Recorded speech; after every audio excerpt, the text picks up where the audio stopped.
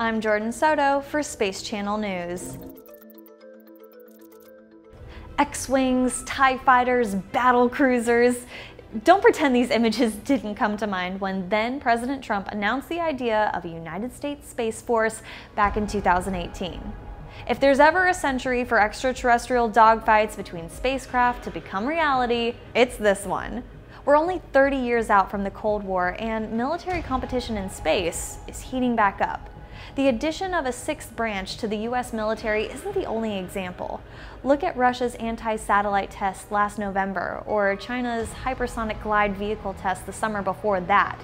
In Vice President Mike Pence's words, space is, quote, a war-fighting domain, just like land, air, and sea. But is it? Popular depictions of space conflict in movies and TV model it after aerial and naval battles here on Earth. The spaceships fly around like fighter jets and crews organize themselves like sailors, with a captain on the bridge and red shirts manning the battle stations. The only problem is, that's not how space works. As soon as you enter orbit, all the rules of regular warfare go out the window.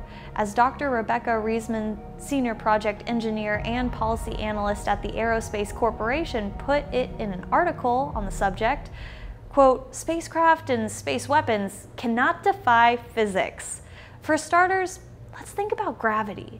On Earth, airplanes keep from plummeting by using the air around them to gain lift.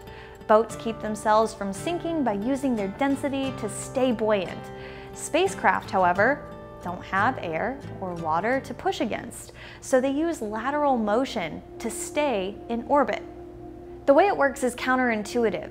Although satellites appear to simply fly sideways across the sky when we look at them, gravity is still tugging them earthward. To prevent themselves from dropping back through the atmosphere, they move in one direction so fast that the force pulling them down can't keep up with the planet's curvature.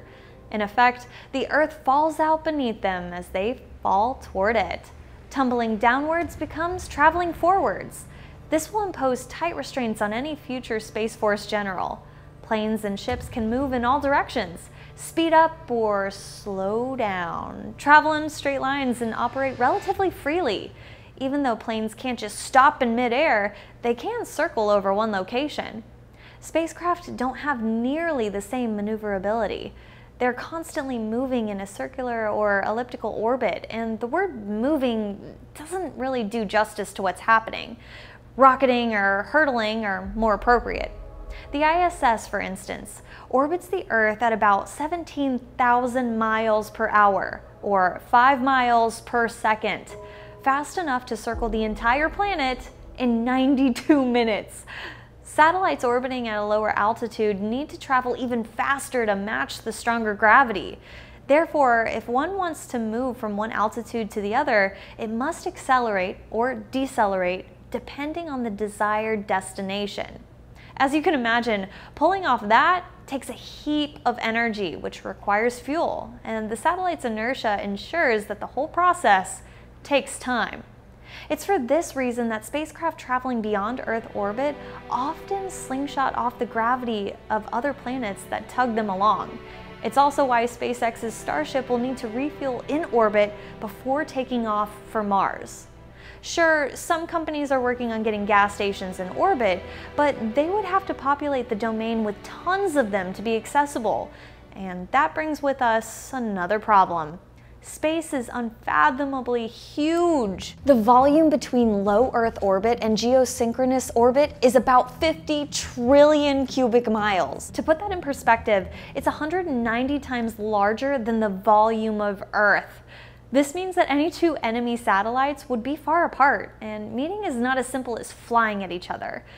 Since it's perpetually orbiting Earth, an attacking satellite must maneuver in the same altitude and plane as its target, then close in on its particular point in the orbit. Remember that increasing speed to intercept it would change the altitude, messing up the whole operation, and you have some idea of the meticulous planning involved. Attacking another country's spacecraft would require a level of precision enabled only by complex calculations carried out by engineers on the ground.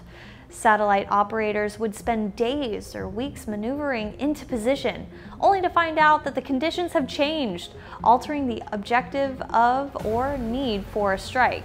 In reality, the Space Force's Captain Kirk would be a nerd with glasses putting math to use in the Pentagon office. The implications for strategy are profound. Reisman told us, quote, "Conflict in space, for the most part, will be much slower and deliberate than what you're otherwise accustomed to thinking. It's probably much more long-term planning and positioning and maneuvering as opposed to flashy maneuvers and really quick stuff." Put simply, a war in space would play out less like a high-speed first-person shooter video game and more like a painfully slow game of chess on a three-dimensional 50 trillion cubic mile board. If you were hoping for a live-streamed battle with the Millennial Falcon sometime this decade, the laws of orbital mechanics say, sorry, not gonna happen. I'm Jordan Soto with Space Channel News. Coming up in our series on space warfare, we'll look at an array of weapons countries might use, the options and vulnerabilities in space defense, and the politics of space security between Russia, China, and the United States. Don't miss it. You can subscribe to our Flight Crew newsletter at spacechannel.com or download the app on your phone, tablet, and connected TVs. See you in space!